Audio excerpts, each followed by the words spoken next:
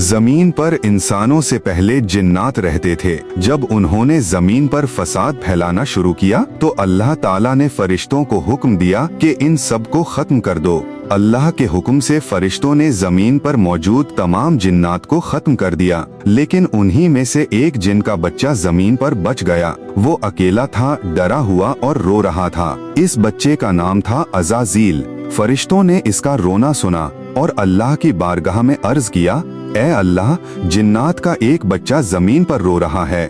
अल्लाह ने फरिश्तों से फरमाया, उसे उठा लाओ और उसे तुम लोग तालीम दो। फरिश्ते अज़ाज़ील को उठाकर अर्श पर ले गए और उसे तालीम देना शुरू कर दी, लेकिन जल्द ही इल्म के मैदान में अज़ाज़ील फरिश्तों से भी आगे निकल गया। ये देखकर फरिश्ते फिर अल्लाह की बारगाह में हाजिर हुए और अर्ज किया, ए अल्लाह, ये तो हम लोगों से भी ज्यादा इल्म वाला हो गया है। ये सुनकर अल्लाह ने फरमाया, अगर ऐसी बात है तो अब तुम लोग इससे इल्म हासिल करो। उसके बाद अज़ाज़ील के लिए एक खूबसूरत झूला बनाया गया। वो उसी झूले पर बैठकर फरिश्तों को इल्म सिखाने लगा। अब अज़ाज़ील फरिश्तों का उस्ताद बन गया। लेकिन जब अल्लाह ने जमीन पर अपना खलीफा बनाने का फैसला किया तो अज़ाज़ील ने ये कहकर सजदा करने से इनकार कर दिया कि मैं आग से बना हूँ जो ऊपर की तरफ जाती है, और ये इंसान मिट्टी से बना है जो हमेशा नीचे गिरती है, लिहाजा मैं इससे बेहतर हूँ। इस नाफरमानी के बाद अल्लाह ने इब्लीस को अपनी बारगाह से निकाल दिया, और वो बच्चा जिसकी परवरिश अल्लाह ने फरिश्तों के जरिए की, वो हमेशा हमेशा के लिए शैतान मरदूद बन गया।